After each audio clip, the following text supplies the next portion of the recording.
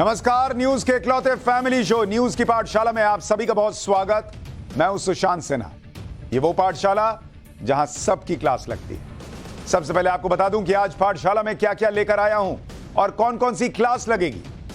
मोदी की धाकड़ जीत ने एक झटके में कांग्रेस और इंडी को खत्म कर दिया है। क्या आज इसकी बात हो। मोदी का कांग्रेस मुक्त भारत बनाने का सपना अब तृणमूल कांग्रेस, आम आदमी पार्टी, जेडीयू ये सब मिलकर पूरा करेंगे क्या। मध्य प्रदेश में शिवराज फिर से मुख्यमंत्री बनेंगे या नहीं बनेंगे, आज इसके बारे में बात होगी। राजस्थान में नया खेला होगा और अब योगी बनेंगे वहां के मुख्यमंत्री। बीजेपी की छप्पर फाड़ जीत का असल सीक्रेट बताने वाला चैप्टर भी लेकर आया हूं। कैसे राहुल गांधी बांटते रह गए लेकिन दलित, एससी, एसटी ने कैसे नरेंद्र मोदी को भर भर के वोट दिया, आज उसके आंकड़े बताऊंगा। 3 राज्यों में मोदी मैजिक कह रहा है कि 2024 में क्या 400 सीटें जीतेंगे मोदी, इसकी चर्चा भी करूंगा।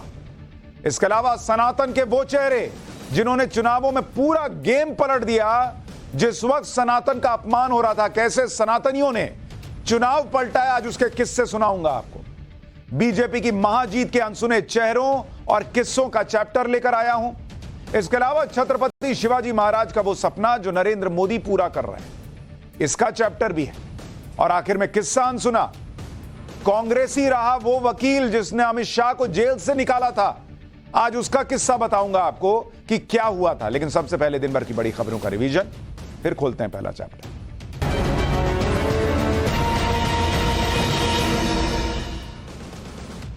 मुख्यमंत्री नीतीश कुमार की सेहत पर बिहार की सियासत गर्म हो गई है। पूर्व मुख्यमंत्री जीतन राम मांझी ने नीतीश कुमार के हेल्थ बुलेटिन जारी करने की मांग की। केंद्रीय मंत्री गिरिराज सिंह भी मांझी की मांग के समर्थन में उतर आए कि नहीं, बताइए, दिखाइए कैसी हेल्थ है। इस पर नीतीश सरकार में मंत्री और senior JDU leader Shravan Kumar ने सफाई देते हुए कहा कि सीएम नीतीश बिल्कुल स्वस्थ हैं और इस पर सियासत ठीक नहीं है। आम आदमी पार्टी के सांसद राघव चड्ढा की जो राज्यसभा सदस्यता गई नहीं थी, राज्यसभा में वापसी हो गई क्योंकि राज्यसभा सभापति जगदीप धनखड़ ने उनका जो सस्पेंशन हुआ था वो वापस ले लिया। राघव चड्ढा अपने सस्पेंशन के खिलाफ सुप्रीम कोर्ट गए थे। सुप्रीम कोर्ट ने राघव चड्ढा को कहा था कि जाइए बिना शर्त माफी मांगिए, और कोर्ट ने सभापति से भी इस मामले में नरम रुख अपनाने पर विचार करने के लिए कहा था। पिछले सत्र में दिल्ली सेवा बिल पास होने के दौरान राघव चड्ढा पर आरोप लगा था कि उन्होंने कुछ सदस्यों की सहमति लिए बिना उनका नाम एक प्रस्ताव में जोड़ दिया था। फिर सांसदों के विशेषाधिकार हनन के आरोप में राज्यसभा से निलंबित कर दिए गए थे। तेलंगाना में भारतीय वायुसेना का एक ट्रेनर एयरक्राफ्ट क्रैश हो गया। हादसे के वक्त विमान में एक ट्रेनर पायलट और एक ट्रेनी पायलट मौजूद थे। हादसे में दोनों पायलटों की मौत हो गई। तेलंगाना के एयरफोर्स एकेडमी से सुबह के समय ट्रेनर विमान ने उड़ान भरी, जिसके बाद सुबह 8:55 पर यह विमान हादसे का शिकार हो गया। बाद वायुसेना ने हादसे के जांच के आदेश दिए। बंगाल की खाड़ी में उठे मिचोंग तूफान ने खतरनाक रूप ले लिया है, जिसके बाद आंध्र प्रदेश, तमिलनाडु और ओडिशा में अलर्ट जारी करना पड़ा है। तूफान की सबसे ज्यादा मार चेन्नई पर पड़ी है। कई इलाकों में इतना पानी भर गया कि कार तिनके की तरह बह रही, सड़कें समंदर बन गई हैं, पूरा रिहायशी इलाका जो है वो डूब गया है। एयरपोर्ट पर तो कई फीट पानी भर गया है, जिससे फ्लाइट ही नहीं उड़ पा रही, सब कैंसिल हो गई हैं। ये हो गया दिन भर का रिवीजन। अब पाठशाला की पहली क्लास। मोदी की धाकड़ जीत ने एक झटके में कांग्रेस और इंडी को खत्म कर दिया क्या। मोदी का कांग्रेस मुक्त भारत का सपना अब टीएमसी, आम आदमी पार्टी, जेडीयू पूरा करेंगे क्या। मध्य प्रदेश में शिवराज फिर से मुख्यमंत्री बनेंगे या नहीं बनेंगे, और क्या राजस्थान में योगी सीएम बनेंगे, सबसे पहले इसी का चैप्टर।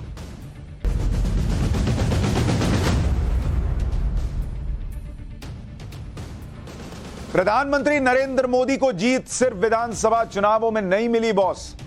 उनकी एक जीत यह भी है कि विधानसभा चुनावों में हार का ऐसा सदमा लगा है इंडी गठबंधन को कि इंडी गठबंधन खुद को खुद ही खत्म करने में जुट गया। इनकी आपस की लड़ाइयां तो पहले से चल रही थी, कपड़ा फाड़ लड़ाई चल रही थी, चाकू छुरियां चल रही थी, लेकिन जैसे ही विधानसभा चुनाव में हार मिली, सबने कांग्रेस के खिलाफ खुल्लम खुल्ला हमला बोल दिया, छुरियां निकाल ली। कोई खुद को उत्तर भारत की सबसे बड़ी पार्टी बताने लग गया है, कोई खुद को इंडी गठबंधन का चेहरा बताने लग गया है, कोई खुद को मोदी के खिलाफ सबसे बड़ा चेहरा बताने लग गया है। रायता इतना फैला लिए हैं ये लोग इंडी गठबंधन वाले कि इसको समेटते समेटते 2024 से पहले ये खुद ही इंडी गठबंधन को खत्म करेंगे और कांग्रेस मुक्त भारत का मोदी का सपना ये लोग खुद पूरा कर देंगे। ये कैसे होगा ये आपको आज बताऊंगा विस्तार से, और आपको यह भी बताऊंगा कि शिवराज सिंह चौहान मुख्यमंत्री बनेंगे या नहीं मध्य प्रदेश के। राजस्थान में वसुंधरा का क्या होगा, राजस्थान में क्या योगी सीएम बनने वाले हैं, ये सब आपको बताऊंगा। लेकिन पहले यह देख लीजिए कि संसद में कैसे आज मोदी मोदी के नारे लगे हैं, फिर आगे की बात।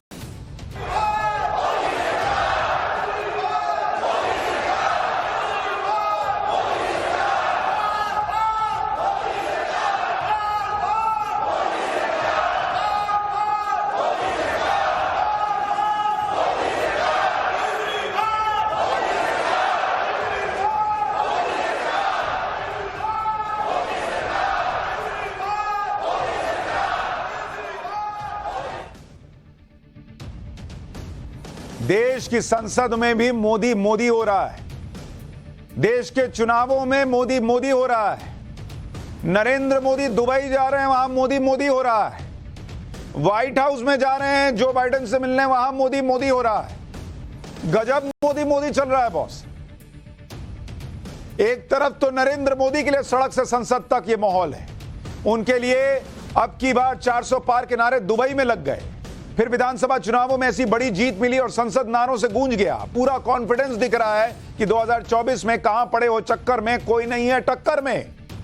लेकिन नरेंद्र मोदी की खासियत यह है कि वो जीत के बाद भी आराम से बैठते नहीं, क्योंकि वो सिर्फ जीत में खो जाएं, मस्त हो जाएं वाला हिसाब नहीं, उनको कुछ काम करने हैं, उसमें मिशन में लगे हुए। लोग अब इस बात का इंतजार कर रहे हैं कि मुख्यमंत्री की कुर्सी को लेकर उनका मास्टर स्ट्रोक क्या होगा, क्योंकि सीएम की कुर्सी को लेकर बातें तो बहुत चल रही हैं, नाम तो बहुत चल रहे हैं, लेकिन नरेंद्र मोदी के मन में क्या चल रहा है भाई, उनकी सोच क्या है, इसका अंदाजा किसी को नहीं होता। भाई वो कुछ भी फैसला लेते हैं, वो लीग से हट के हरियाणा में नॉन जाट को बना दिया सीएम, झारखंड में नॉन आदिवासी को बना दिया सीएम, महाराष्ट्र में नॉन मराठा को बना दिया था सीएम। कौन जानता है वो क्या सोच रहे हैं और किस पिछड़े वर्ग को उठाकर आगे लाने वाले।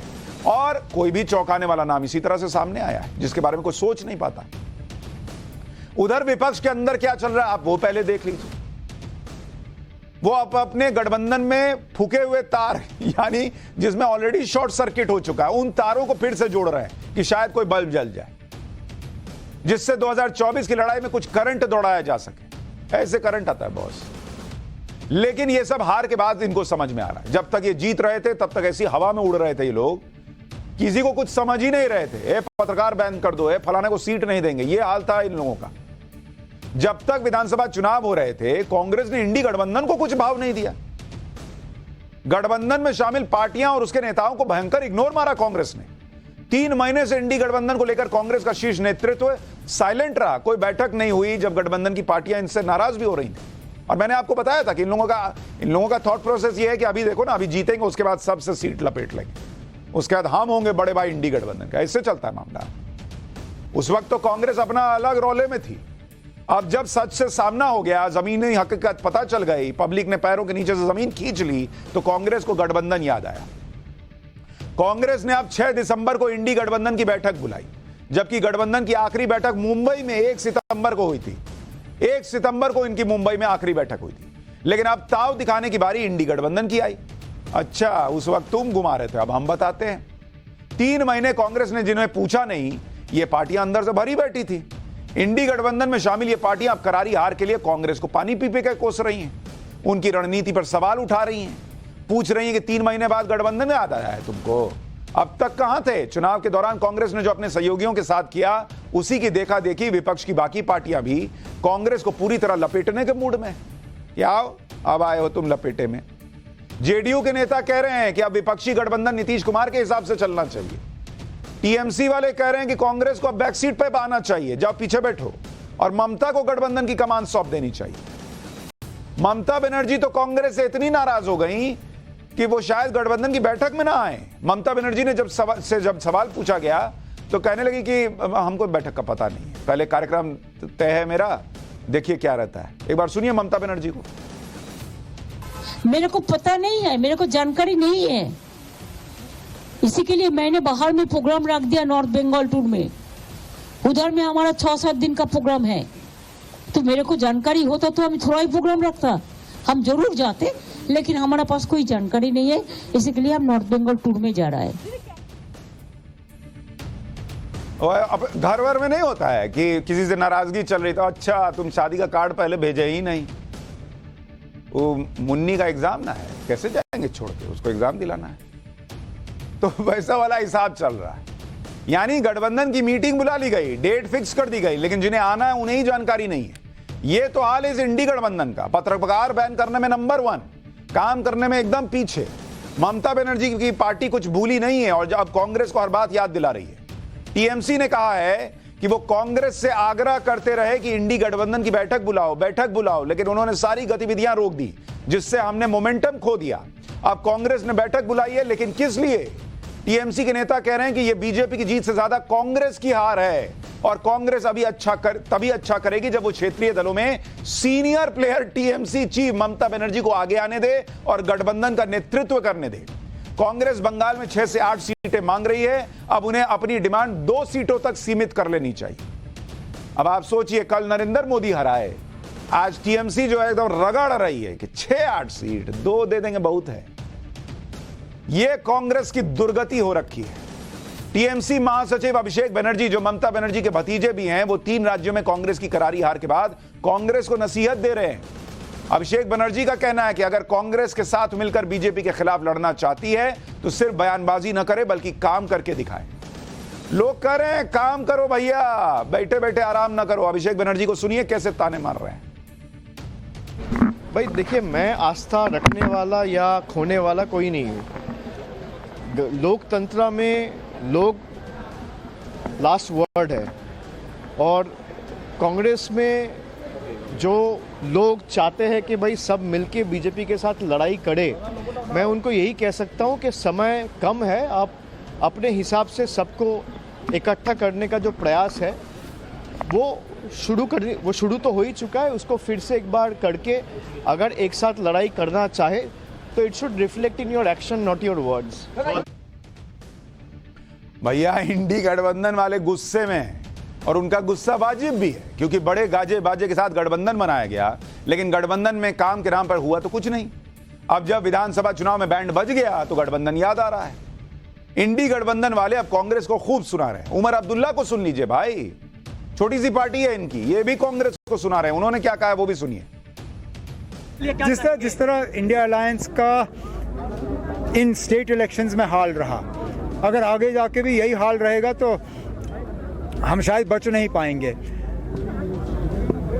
समझ में नहीं आता, या तो कांग्रेस पूरी तरह से मध्य प्रदेश में ग्राउंड सिचुएशन को समझ नहीं पाई, नहीं तो क्या जाता अगर वो अखिलेश यादव को 5-7 सीटें दे देते, क्या तूफान होता।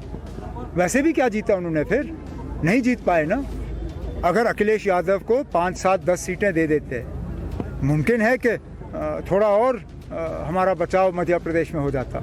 नहीं किया, नतीजे आपके सामने हैं। भैया कांग्रेस को बीच में बैठा के सब लपेट रहे हैं, सब ने छुरियां निकालनी है। इंडी गठबंधन में कांग्रेस हीरो बन रही थी, लेकिन विधानसभा चुनाव में जैसे ही नरेंद्र मोदी ने जीरो कर दिया, इंडी गठबंधन वालों को भी मौका मिल गया कि वो अपनी पूरी भड़ास कांग्रेस पर निकालें। वही हो रहा है इस वक्त। जेडीयू नेता केसी त्यागी कांग्रेस पर सवाल उठा रहे हैं कि अगर कांग्रेस ने सहयोगियों को साथ लेकर चला होता तो नतीजे अलग होते। एक बार इनको भी सुन लीजिए। यह हार दुखदाई है और गठबंधन के संस्थापक सदस्य होने के नाते हम कांग्रेस से भी ज्यादा दुखी हैं कांग्रेस की हार पर। काश उन्होंने सभी सहयोगी संगठन दलों को साथ लेकर के कलेक्टिवली चुनाव लड़ा होता। हमारा मानना है कि इसके नतीजे भिन्न भी हो सकते थे। 6 तारीख को जो मीटिंग बुलाई गई है, काश ये मीटिंग खड़गे जी ने 1 महीने पहले बुला करके सहयोगी दलों को कॉन्फिडेंस में लेकर के संयुक्त कैंपेन लॉन्च किया होता तो शायद नतीजे भिन्न भी हो सकते थे।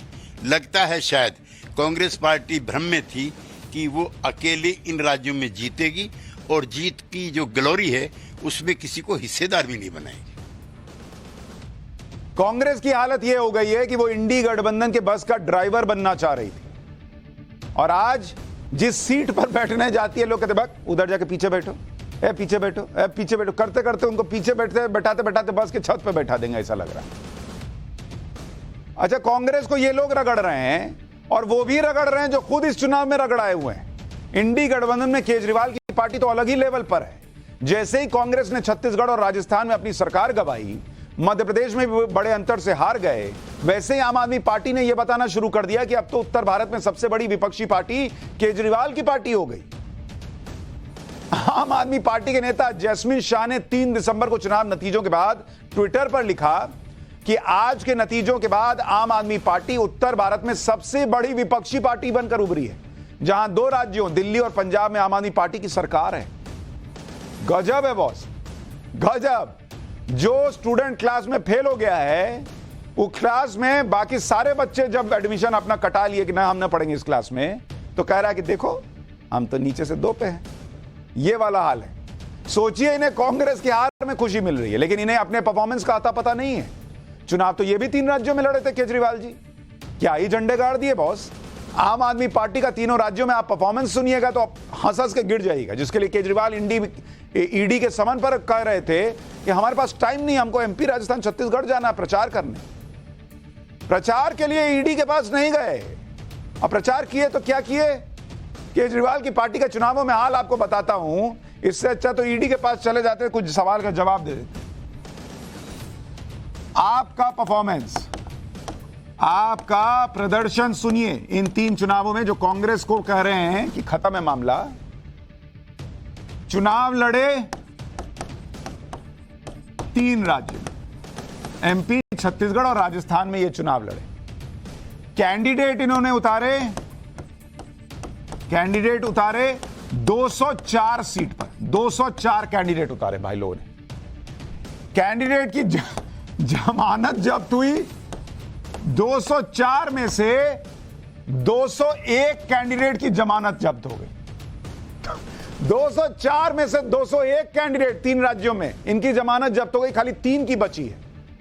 और ये कांग्रेस को बता रहे हैं और दूसरों को बता रहे हैं कि हम उत्तर भारत में सबसे बड़ी विपक्षी पार्टी हो गए। ये हाल है इनका। ऐसा ही हिमाचल में भी हुआ था। इनका ट्रैक रिकॉर्ड है, जमानत जब्त करवाने में ये नंबर 1 रहते हैं। अब आपको राज्यवार बताता हूं। मध्य प्रदेश, एमपी में देखिए चुनाव लड़े, रुकिए आपको ऐसे बताता हूं, इसको थोड़ा सा 1 मिनट क्लियर, इसको ऐसे कीजिए। एमपी चुनाव लड़े 65 सीट पर, 65 सीट, ठीक है। जमानत जब्त हुई 63 सीट पर। 65 में से 63 पे जमानत जब्त हो गई। वोट मिला 2,33,458 वोट इनको मिला। और नोटा को कितना वोट मिला, जिसमें लोग कहते हैं कि हमको कोई पसंद नहीं है, नोटा को मिला 4,27,710। मतलब जितना इनको मध्य प्रदेश में वोट मिला, उससे ऑलमोस्ट 2 लाख के करीब ज्यादा वोट मिला नोटा वालों को, 2 लाख से थोड़ा कम। ये उत्तर भारत की सबसे बड़ी विपक्षी पार्टी है। अब आप देखिए छत्तीसगढ़।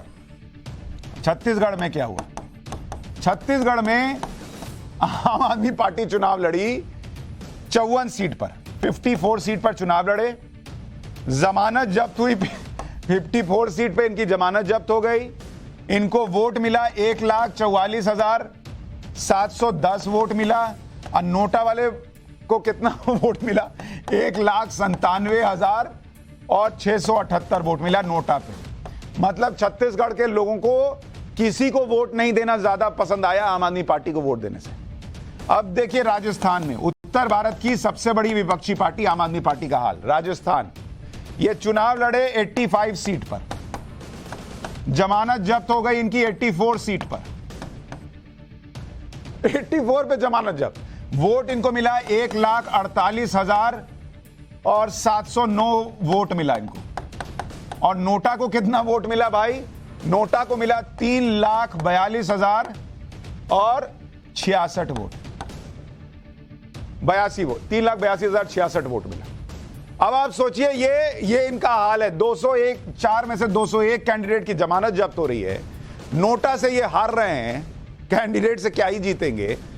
और ये लोग उत्तर भारत के 3 प्रमुख राज्यों में नोटा से कम वोट पाने वाले लोग कह रहे हैं कि हम उत्तर भारत की सबसे बड़ी विपक्षी पार्टी हो गए। ये कट्टर हवाबाजी से कम नहीं है, इसको कट्टर हवाबाजी कहते हैं।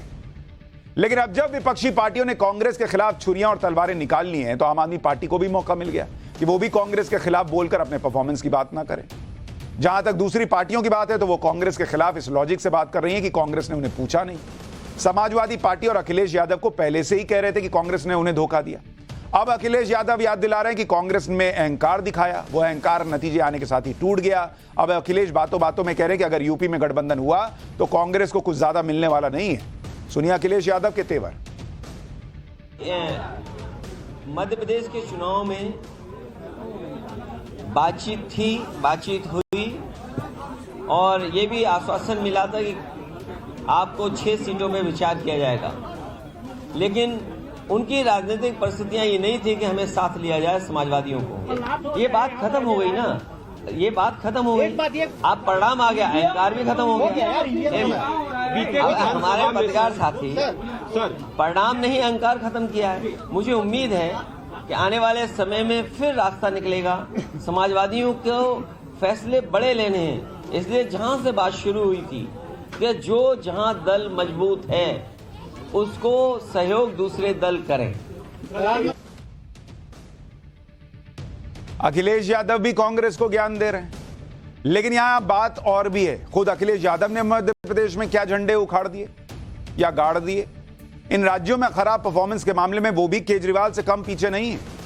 मध्य प्रदेश में ही अगर समाजवादी पार्टी का परफॉर्मेंस आपको बताऊं, जो समाजवादी पार्टी अखिलेश यादव कह रहे कि हमको सीटें नहीं मिली इसके लिए रो रहे हैं, समाजवादी पार्टी को देख लीजिए क्या हाल था मध्य प्रदेश में। एमपी मध्य प्रदेश का खाली हाल बता रहा हूं। ये लड़े कितनी सीट पर? लड़े 69 सीट पर,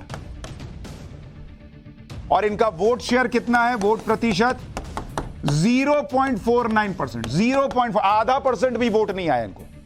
43 सीट कैसी थी? इन 69 में से 43 सीट ऐसी थी जहां पर 1000 से कम वोट आया समाजवादी पार्टी को, 1000 से कम वोट।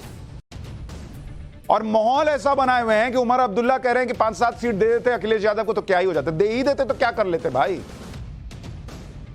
अखिलेश यादव ने जो रोड शो किए, Akhilesh Yadav road show plus rally कितना किए थे आपको पता है? 24 किए थे। मेहनत में कोई कमी नहीं थी। 24 रैली और रोड शो की। और उसके बाद ये जो आप देख रहे हैं 0.49%, ये समाजवादी पार्टी का मध्य प्रदेश में आज तक का सबसे खराब परफॉर्मेंस है। डिंपल यादव तक प्रचार करने गई थी। वोट इनको आ नहीं रहा है, लेकिन सबको कांग्रेस को रगड़ना है कि नहीं हमको चाहिए। ये आप देखिए, ये इन लोगों का हाल है विधानसभा चुनाव। लोकसभा चुनाव में ये लोग दोस्ती करेंगे, अरे गला काट मार हो जाएगा बॉस। हालांकि समाजवादी पार्टी के लड़ने या न लड़ने से कांग्रेस को बहुत ज्यादा फर्क पड़ता नहीं, फिर भी विपक्ष में दूसरी पार्टियां कांग्रेस को नसीहत दे रही हैं कि एमपी में अखिलेश से टकराव नहीं करना चाहिए। शिवसेना की नेता प्रियंका चतुर्वेदी को सुन लीजिए।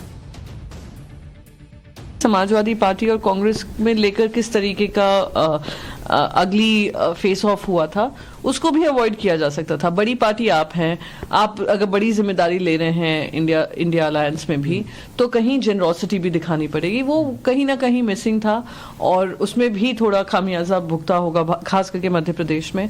और राजस्थान में हर 5 साल में सीट वो बदलती है, पावर बदलता है, पार्टी दूसरी आती है, तो वो नियम चला आ रहा है। इन लोगों के हारने की वजह यही है, इनको ये नहीं दिख रहा कि कांग्रेस पार्टी जो है वो अखिलेश यादव की परफॉर्मेंस जानती थी, इसलिए कमलनाथ ने कहा कि नहीं देंगे। लेकिन दोस्ती यारी में दे देना चाहिए था ताकि गठबंधन चलता रहे। हार तो आप ही रहे थे। अरे उस वक्त क्या कमलनाथ को पता था कि हार रहे हैं? ये बातें अपनी जगह, लेकिन सच यही है कि अगर इंडी गठबंधन विधानसभा चुनाव में साथ लड़ लेता तो इससे बीजेपी की सेहत पर कोई फर्क नहीं पड़ता, क्योंकि ये बातें वही करेगा जिसे पता नहीं होगा कि नरेंद्र मोदी कैसे चुनाव जीत रहे हैं। नरेंद्र मोदी चुनाव कैसे जीत रहे हैं उसे आपको समझाता हूं मैं। नरेंद्र मोदी ये हवाबाजी में नहीं फंसे हुए हैं बॉस, क्योंकि जो लोग नरेंद्र मोदी के खिलाफ जाति का कार्ड खेलते हैं, जो लोग दलित आदिवासी पिछड़ों की बात करते हैं, वो लोग देख लें कि हर वर्ग में नरेंद्र मोदी कैसी पकड़ बनाते जा रहे हैं और अपने काम से बना रहे हैं। जैसे अगर दलितों की बात करें, उनके लिए सुरक्षित सीटों की बात करें, तो दलितों के लिए मध्य प्रदेश की 35 सुरक्षित सीटें थी। इनमें बीजेपी ने 26 जीती हैं बॉस, 26 35 में से, और 9 गई है कांग्रेस के पास। बीएसपी को एक भी सीट नहीं मिली। जो मायावती खुद को दलितों का मसीहा बताती हैं, उनको मध्य प्रदेश में दलितों की आरक्षित सीटों में से एक नहीं गई, 26 गई बीजेपी को। दलितों के लिए राजस्थान की 34 सुरक्षित सीटें हैं, इनमें बीजेपी ने 22 जीती हैं और कांग्रेस आधी 11, एक निर्दलीय ने सीट जीती है। छत्तीसगढ़ में दलितों के लिए 10 सुरक्षित सीटें थी, इनमें कांग्रेस ने 6 जीती और बीजेपी ने 4 जीती। यहां भी बीएसपी को एक भी सीट नहीं मिली। दलितों की सीटों पर अगर आप पिछली बार से तुलना करें तो 2018 में अगर आप देखेंगे जो दलितों के लिए सीट थी, दलित सीट, अगर आप देखेंगे कैसे नरेंद्र मोदी फैक्टर काम करता है, आपको समझ में आएगा। अगर आप देखें 2018 और फिर देखें 2023 में नरेंद्र मोदी कैसे चुनाव जीतते हैं।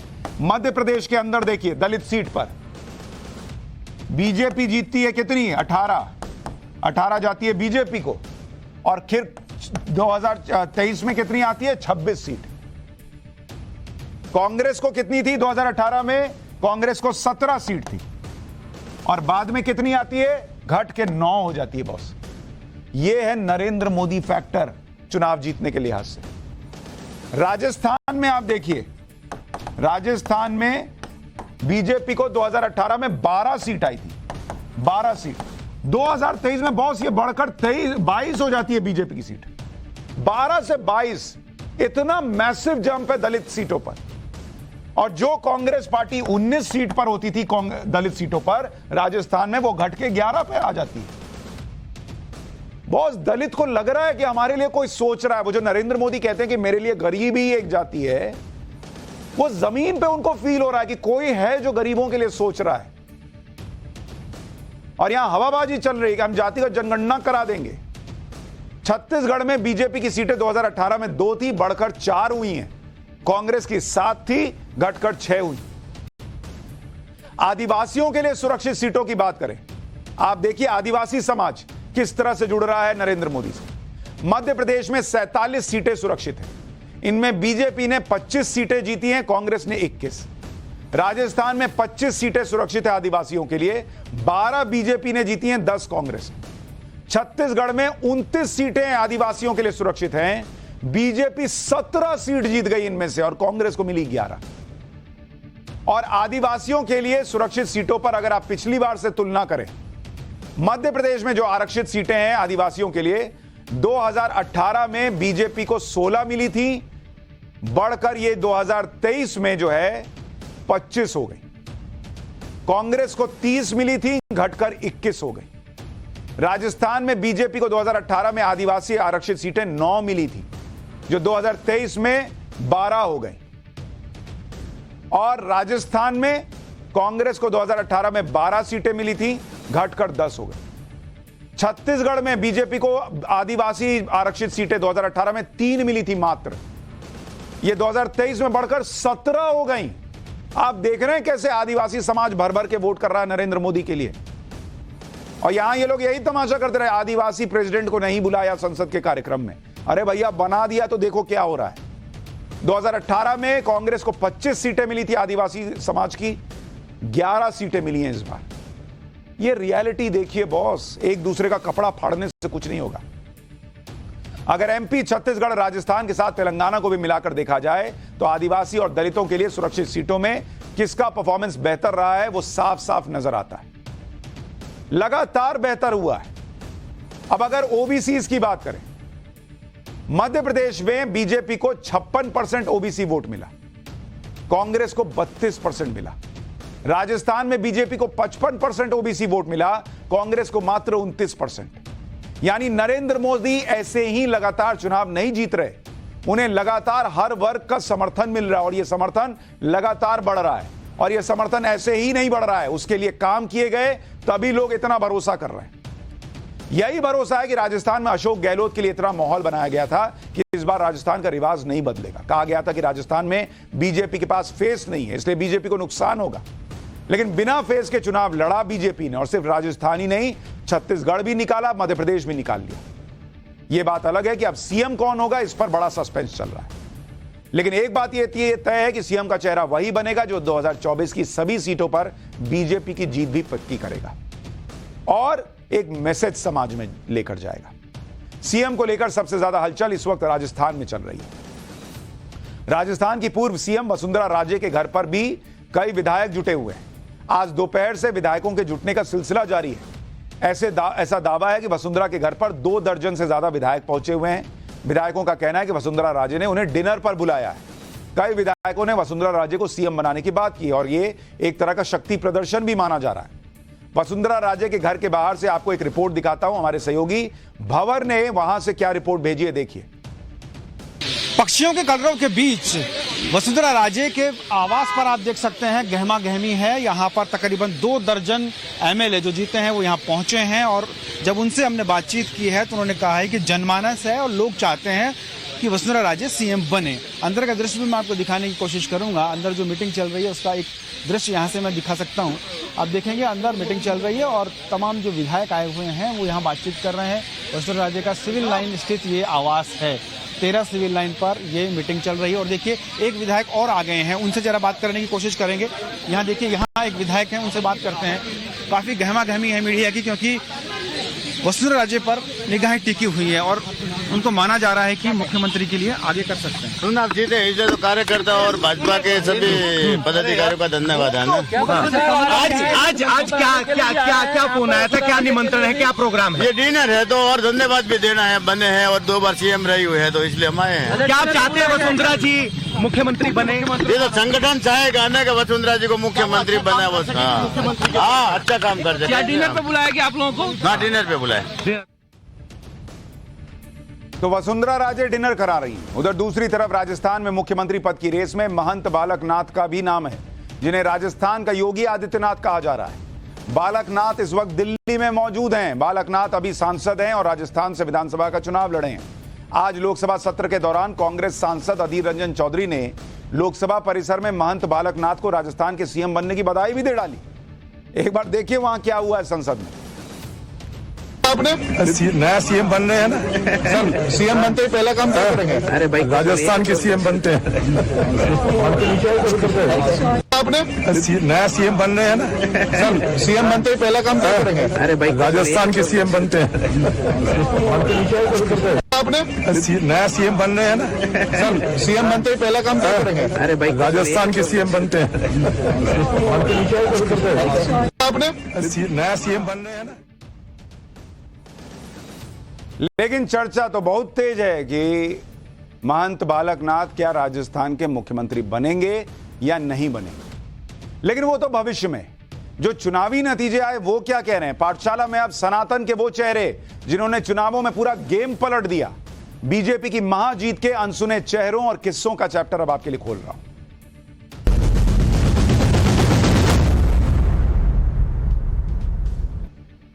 इस बार राजस्थान में बीजेपी ने 4 संतों को भी चुनावी मैदान में उतारा था और सभी संत चुनाव जीत भी गए। यानी राजस्थान में परिवर्तन की लहर के साथ साथ सनातन की लहर ने भी काम किया। इन संतों में सबसे ज्यादा चर्चा बाबा बालकनाथ की है, जो अलवर जिले की तिजारा सीट से चुनाव जीते हैं। बाबा बालकनाथ को राजस्थान का योगी कहा जाता है। उनके बारे में आपको आगे बताऊंगा। बाबा बालकनाथ राजस्थान में हिंदुत्व और सनातन का बहुत बड़ा चेहरा माने जाते हैं, इसलिए सीएम बनने को लेकर बाबा बालकनाथ की चर्चा बहुत तेजी से चल रही है। दूसरे नंबर पर जयपुर की हवा महल सीट से जीत कर आए बाबा बाल मुकुंदाचार्य हैं। यह अखिल भारतीय संत समाज राजस्थान के प्रमुख हैं। विधायक बनने के बाद इनका एक वीडियो बहुत वायरल हो रहा है, वो भी आपको आगे दिखाऊंगा। उससे पहले चुनाव जीतने वाले संतों में तीसरा नाम महंत प्रताप पुरी का है, जो पोखरण सीट से जीत कर आए हैं। महंत प्रताप राजस्थान में तारा मठ के प्रमुख भी हैं। इसके अलावा सिरोही सीट से ओटाराम देवासी भी चुनाव जीते हैं। ये देवासी समाज के धर्मगुरु हैं। ओटाराम पहले भी कई चुनाव लड़ चुके हैं और मंत्री भी बन चुके हैं। ये 4 ऐसे संत हैं जिन्होंने राजस्थान के अंदर सनातन की ताकत को मजबूत किया और वहां पर चुनावों में इनकी बड़ी भूमिका मानी जा रही है। लेकिन इन सब संतों की चर्चा सबसे ज्यादा हो रही है और उनमें भी सबसे ज्यादा जिनकी चर्चा हो रही है वो है राजस्थान के योगी कहे जाने वाले बाबा बालकनाथ। बाबा बालकनाथ भी यूपी के सीएम योगी आदित्यनाथ की तरह ही नाथ संप्रदाय से आते हैं और उन्हें अपना बड़ा भाई मानते हैं। यही वजह है कि बाबा बालकनाथ को चुनाव में पर्चा भरवाने के लिए खुद योगी आदित्यनाथ तिजारा आए थे और लोगों से वोट मांगे थे। योगी आदित्यनाथ की तरह बाबा बालकनाथ भी हिंदुत्व का बड़ा चेहरा माने जाते हैं और उन्हीं की तरह आक्रामक तेवर भी रखते हैं। समाज में कानून तोड़ने वाले और माहौल बिगाड़ने वालों के खिलाफ इन्हें भी योगी का बुलडोजर मॉडल बहुत पसंद है। इसलिए राजस्थान में इस बात की चर्चा हो रही है कि अगर बाबा बालकनाथ सीएम बने तो माहौल बिगाड़ने वालों की शामत आ जाएगी। बाबा बालकनाथ अलवर से सांसद हैं फिलहाल और 39 साल के युवा नेता के रूप में अपने इलाके में बहुत लोकप्रिय हैं। मतलब अभी 40 के भी नहीं हुए हैं। और आप देखिए योगी आदित्यनाथ और बाबा बालकनाथ एक फ्रेम में जब साथ नजर आ रहे हैं तो यह चर्चा और बढ़ जा रही है कि इधर यूपी में योगी आदित्यनाथ, उधर राजस्थान में बाबा बालकनाथ। बाबा बालकनाथ की पहचान सनातन के चेहरे के साथ साथ एक फायर ब्रांड नेता के रूप में भी है और इनके तेवर और तरीकों की चर्चा पूरे इलाके में है। इसलिए बीजेपी ने इन्हें सांसद से विधायक का चुनाव लड़वाया और जीत हासिल की। बाबा बालकनाथ अलवर जिले के मोहराणा गांव के रहने वाले और इनका जन्म यादव परिवार में हुआ था, लेकिन 6 साल की उम्र में इन्होंने संन्यास लिया और नाथ संप्रदाय से जुड़ गए। बाबा बालकनाथ करीब 15 साल तक हनुमानगढ़ जिले में महंत चांदनाथ के शिष्य बनकर आश्रम में रहे और जुलाई 2016 में महंत चांदनाथ ने इन्हें अपना उत्तराधिकारी चुना। महंत चांदनाथ भी राजनीति में एक्टिव रह चुके थे। वो अलवर के बहरोड से साल 2004 के उपचुनाव में विधायक चुने गए थे। बीजेपी ने बाद में मेवात के अलवर इलाके में नाथ संप्रदाय के प्रभाव को देखते हुए 2014 में लोकसभा चुनाव में चांदनाथ को मैदान में उतारा। महंत चांदनाथ ने कांग्रेस प्रत्याशी और राहुल गांधी के सबसे करीबियों में से एक जितेंद्र सिंह को हराया, लेकिन 2017 में उनका निधन होने के बाद हुए उपचुनाव में यह सीट बीजेपी के हाथ से निकल गई। 2019 में बीजेपी ने अलवर की खोई सीट को वापस पाने के लिए बाबा बालकनाथ को उतारा और इस बार भी जितेंद्र सिंह को उन्होंने बुरी तरह हराया। इसी चुनाव से बाबा बालकनाथ का सियासी सफर शुरू हुआ और पिछले कुछ समय से मेवात के इस इलाके के लोग बिगड़ती कानून व्यवस्था से बहुत परेशान थे। लोग अपने सांसद बाबा बालकनाथ से बहुत उम्मीदें रखते थे। इसी बात को देखते हुए बीजेपी ने बाबा बालकनाथ को तिजारा सीट से चुनावी मैदान में उतार दिया, लेकिन अब जीतने के बाद बाबा बालकनाथ को सीएम बनाने की चर्चा होने लगी कि भाई इनमें तो योगी दिख रहा है, इनको भी बना दीजिए सीएम। राजस्थान में सीएम कौन बनेगा इसे लेकर बहुत से नेताओं के नामों की चर्चा चल रही है, लेकिन कई सर्वे में राजस्थान की जनता ने बाबा बालकनाथ को सीएम के तौर पर पसंद किया है। बीजेपी अगर बाबा बालकनाथ को सीएम बनाने के लिए सोचती है तो इनकी कई खूबियों को ध्यान में रखा जाएगा। अब क्या खूबियां हैं भाई? एक तो युवा चेहरा है भाई, 39 साल तो उम्र है, 40 के भी नहीं हुए हैं। सनातन और हिंदुत्व का चेहरा है, ये एक इनकी अलग खासियत है। बाबा बालकनाथ हिंदू धर्म के नाथ संप्रदाय के 8वें संत हैं। इसके अलावा ये ओबीसी समुदाय से आते हैं। इतना ही नहीं, इनकी छवि बेदाग है। अपने चुनावी हलफनामे में बाबा बालकनाथ के पास मात्र 45,000 रुपए कैश था, ओनली 45,000 रुपया कैश। इसके अलावा इनके अलावा सांसद के रूप में सैलरी के करीब 13 लाख रुपए बैंक में जमा है। योगी आदित्यनाथ की तरह बाबा बालकनाथ भी अपने सख्त तेवर के लिए जाने जाते हैं। इनकी भी कानून व्यवस्था को लेकर स्पष्ट नीति है।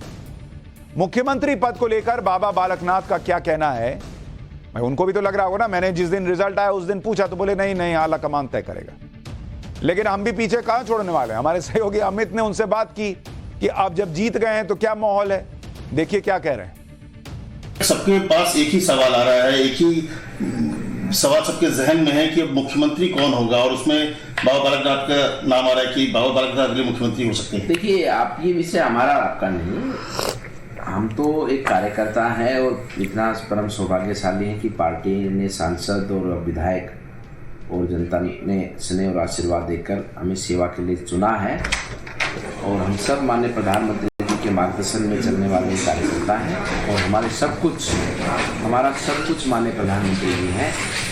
जो कुछ आज हमारे कोई भी कार्यकर्ता, कोई भी जनप्रतिनिधि कहीं भी कार्य करता है तो सब माननीय प्रधानमंत्री जी के मार्गदर्शन में ही कार्य करता है। पूरे चुनाव के दौरान ये बात कि लॉ एंड ऑर्डर बड़ा मसला था, प्रधानमंत्री ने भी कानून व्यवस्था को हमेशा मुद्दा बनाया वहाँ पे राजस्थान में। तो ऐसे में सबके पास ये था कि जो योगी मॉडल है वो अब राजस्थान में, और योगी मॉडल के तौर पर जो योगी दिख रहे थे वो बालक दिख रहे थे सबकी नज़र में। देखिए, योगी जी जो आज ये उत्तर प्रदेश में कर पा रहे हैं वो करने का अवसर पार्टी माने प्रधानमंत्री जी ने दिया है। तो अवसर देने वाला बड़ा होता है, ना कि करने वाला। प्रधानमंत्री जी के मार्गदर्शन में और उन्हीं के नेतृत्व में ही सारा काम चल रहा है। उन्हीं के नेतृत्व में ही ये सब वहाँ पर उत्तर प्रदेश में विकास की बात हो या हरियाणा में विकास की बात हो या मध्य प्रदेश में विकास की बात हो, जहाँ भी भारतीय जनता पार्टी की सरकार है, शासन है, उन्हीं के मार्गदर्शन में सब चीज़ें आगे बढ़ रही हैं।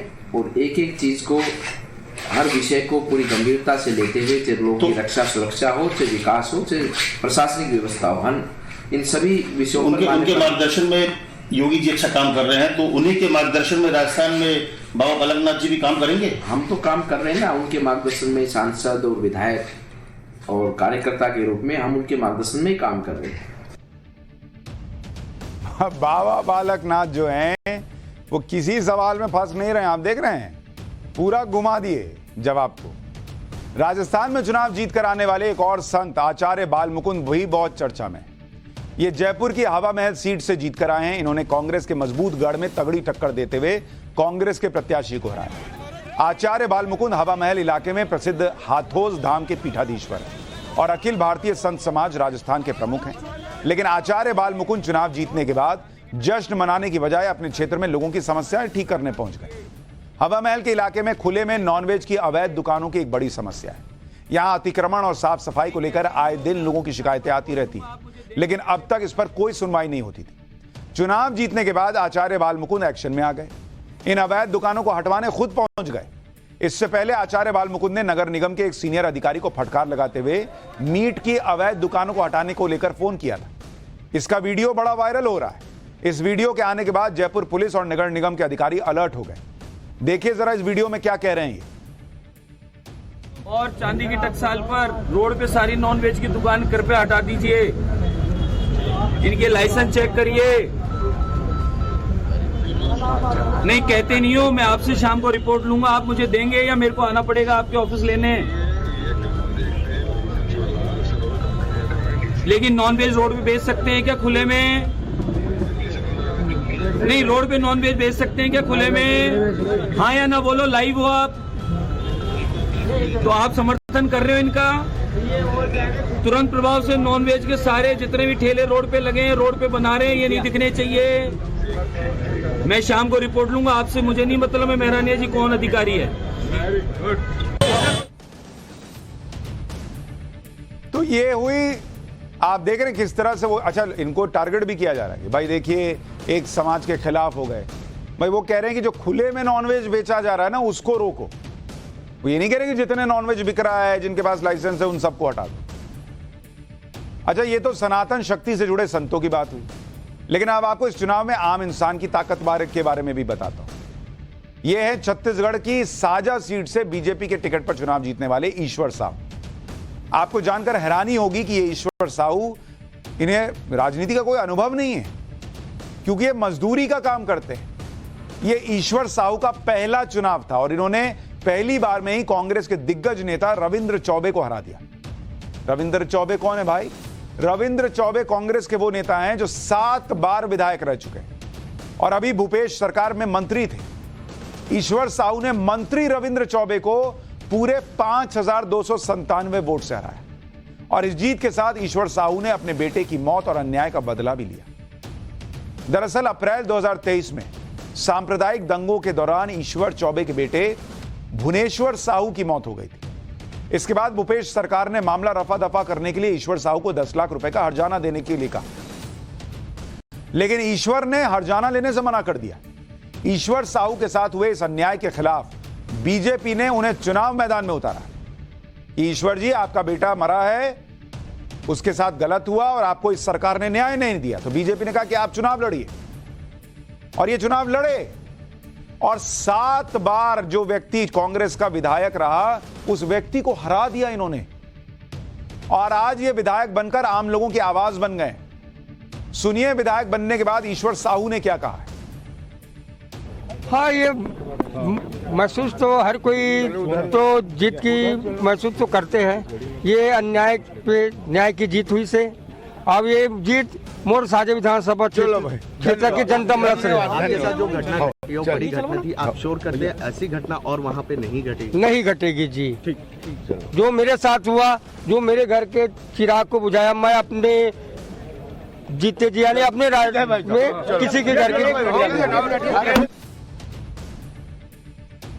तो ये किस तरह से इस चुनाव में ऐसी ऐसी कहानियां देखने को मिली हैं जो चर्चा में आनी चाहिए कि भाई किस तरह से सनातन की ताकत देखने को मिली है, किस तरह वो व्यक्ति जिसे बेटे की मौत के मामले में न्याय नहीं मिला उसे बीजेपी ने टिकट दिया और उसे लोगों ने जिताया कि हाँ आप डिजर्व करते हैं जी। पाठशाला में अब शिवाजी महाराज से स्वदेशी आईएनएस विक्रांत तक पहुंची भारतीय नौसेना का चैप्टर। छत्रपति शिवाजी महाराज का वो सपना जो प्रधानमंत्री मोदी पूरा कर रहे हैं।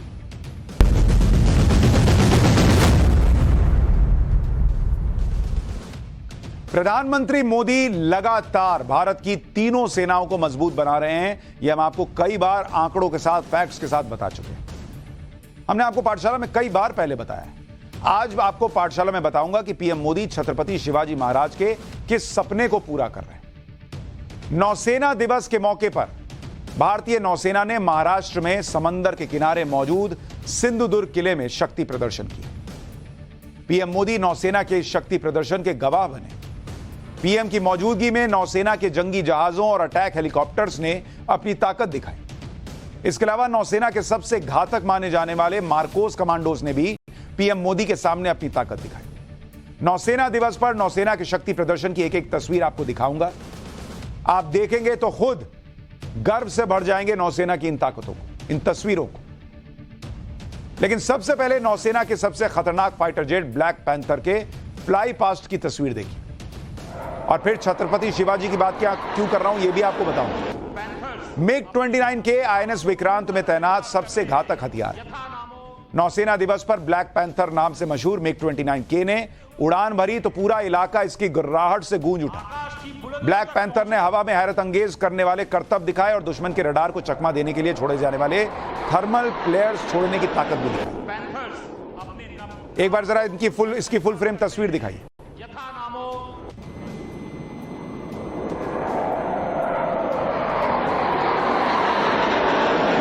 पैंथर्स अपने नाम को पूर्णतः चरितार्थ करते हैं, यथा नामो तथा गुणो। अब आप चीते को एक लीप लेते हुए ऊपर देख रहे हैं। आकाश की बुलंदियों तक पहुंचने वाले ये हमारे फाइटर्स।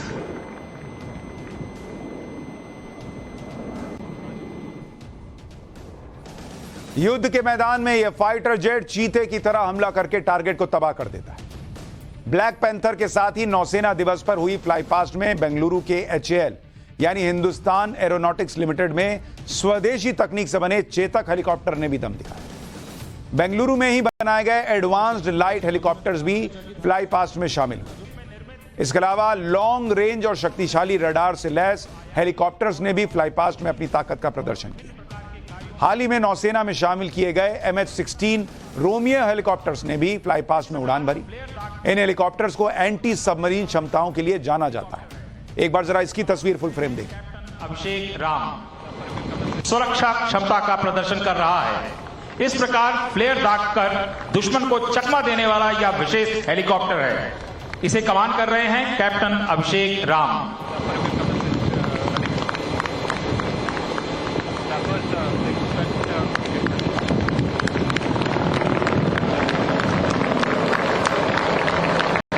सुरक्षा क्षमता का प्रदर्शन कर रहा है। इस प्रकार फ्लेयर दागकर दुश्मन को। अब 1971 के युद्ध में पाकिस्तान के छक्के छुड़ाने वाले युद्धपोत की तस्वीर देखिए। समंदर में फायर फ्लेयर्स छोड़ता दिख रहा यह भारतीय नौसेना का INS विनाश युद्धपोत है, जो सतह से सतह तक मार करने वाली मिसाइल लॉन्च करने में माहिर माना जाता है। आज भले ही फ्लेयर्स दागकर INS विनाश ने अपनी ताकत दिखाई, लेकिन साल 1971 में आज ही के दिन INS विनाश ने कराची पर इतनी मिसाइलें दागी थी कि वहां पाकिस्तानी पोर्ट में भीषण आग लग गई थी, जिसे पाकिस्तानी 7 दिन बुझा नहीं पाए थे। असल में 4 दिसंबर 1971 को भारतीय नौसेना ने पाकिस्तान के खिलाफ ऑपरेशन ट्राइडेंट शुरू किया था। करीब 5 दिन तक चले इस ऑपरेशन में कराची हार्बर को काफी नुकसान पहुंचा। इसी कामयाबी की याद में 4 दिसंबर को नौसेना दिवस के तौर पर मनाया जाता है। नौसेना दिवस पर भारतीय नौसेना के इमीडिएट सपोर्ट वेसल ने भी अपनी ताकत दिखाई। ये ISV optical day night surveillance system और मशीन गन से लैस होते हैं। इन्हें नौसेना के अहम प्रतिष्ठानों और बंदरगाहों की सुरक्षा के लिए तैनात किया जाता है। ये आईएसवी समंदर में भी 74 किलोमीटर प्रति घंटा की रफ्तार से फर्राटा भर लेते हैं। नौसेना के शक्ति प्रदर्शन से पहले पीएम मोदी ने नौसेना दिवस के मौके पर सिंधुदुर्ग किले में छत्रपति शिवाजी महाराज के विशाल प्रतिमा का अनावरण किया। पीएम मोदी ने सिंधुदुर्ग के किले में लगी प्रदर्शनी भी देखी, जिसमें छत्रपति शिवाजी महाराज की नौसेना में शामिल युद्धपोतों और जहाजों की तस्वीरें लगाई गई। प्रदर्शनी देखने के बाद पीएम मोदी ने हथियारों और आधुनिक हथियारों के मामले में तेजी से आत्मनिर्भर हो रही भारतीय नौसेना का छत्रपति शिवाजी महाराज से कनेक्शन भी समझाया। एक बार प्रधानमंत्री मोदी को सुनिए, फिर हम आपको बताएंगे कि छत्रपति शिवाजी महाराज का कैसे जो सपना था वो अब आज धीरे धीरे और मजबूत हो रहा है।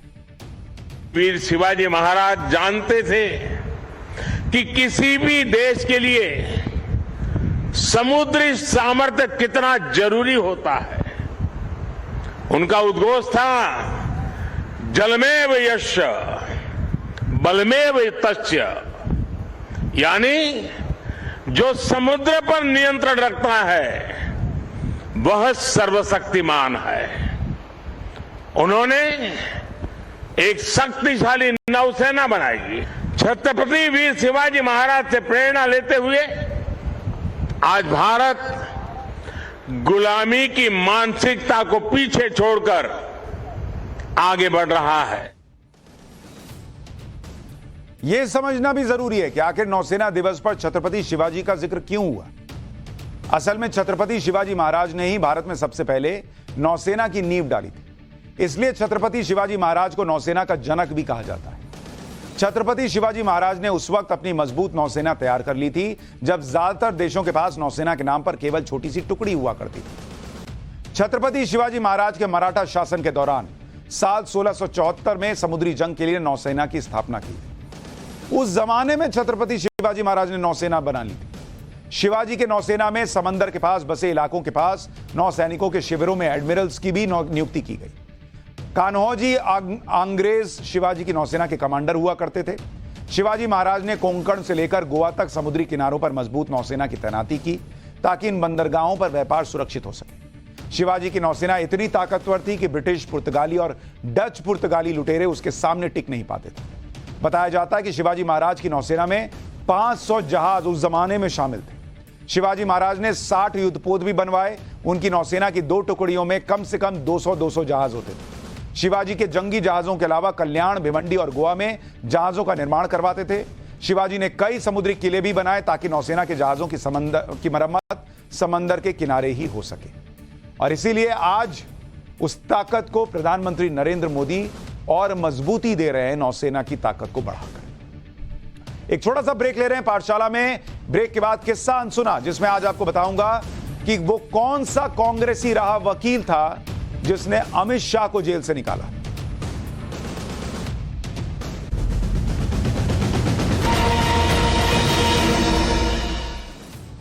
पाठशाला में अब किस्सा अनसुना। पिछले दिनों केंद्रीय गृह मंत्री अमित शाह गुजरात दौरे पर पहुंचे थे। इस दौरान उन्होंने जूनागढ़ में राज्य के पूर्व मंत्री और गुजरात में कांग्रेस के दिग्गज नेता रहे दिव्याकांत नानावटी के जन्म शताब्दी कार्यक्रम में हिस्सा लिया। इस कार्यक्रम में अमित शाह ने अपने जीवन के कठिन दिनों को याद करते हुए अपनी गिरफ्तारी से जुड़ा हुआ एक किस्सा शेयर किया था, जो बहुत लोगों को शायद नहीं पता हो। तो आज वो आपको किस्सा बताता हूं। साल 2010 में कांग्रेस ने सीबीआई के जरिए उनके खिलाफ केस दर्ज करवाया और उन्हें अचानक गिरफ्तार कर जेल में डाल दिया, यह अमित शाह ने बताया। अमित शाह ने आगे बताया कि वो उनकी जिंदगी का सबसे कठिन समय था। 5 मिनट पहले तक वो जेल के मंत्री थे और 5 मिनट बाद जेल में कैदी बन गए थे। इसके बाद अमित शाह ने अपनी टीम के साथ इस बात पर चर्चा की कि वकील किसको रखा जाए। क्रिमिनल लॉ की जानकारी रखने वाले गुजरात के अच्छे वकीलों के नाम पर चर्चा हुई, जिसमें निरुपम नानावटी का नाम सामने आया। अमित शाह ने आगे बताया कि उनके मन में आया कि भाई निरुपम नानावटी तो कांग्रेस के जनरल सेक्रेटरी रहे हैं, कांग्रेस के नेता रहे हैं, उनका बैकग्राउंड भी कांग्रेस का है, तो वो क्या केस लड़ेंगे अमित शाह का। जब निरुपम नानावटी से इस बारे में पूछा गया तो उन्होंने जवाब क्या दिया पता है, कि कांग्रेस में भले ही उनके दोस्त भी हैं, लेकिन वो जानते हैं कि अमित शाह को फंसाया गया है, इसलिए वो इस केस को लड़ रहे हैं। और निरुपम नानावटी ने न सिर्फ अमित शाह का केस लड़ा, बल्कि सुप्रीम कोर्ट तक जीतने में पूरी मदद की। अमित शाह ने जिस केस का जिक्र किया वो सोहराबुद्दीन एनकाउंटर केस था, जिसमें लंबी सुनवाई के बाद साल 2014 में स्पेशल सीबीआई कोर्ट ने अमित शाह को सभी आरोपों से बरी कर दिया था। बाद में सुप्रीम कोर्ट ने भी अमित शाह को मिली क्लीन चिट को सही ठहराया।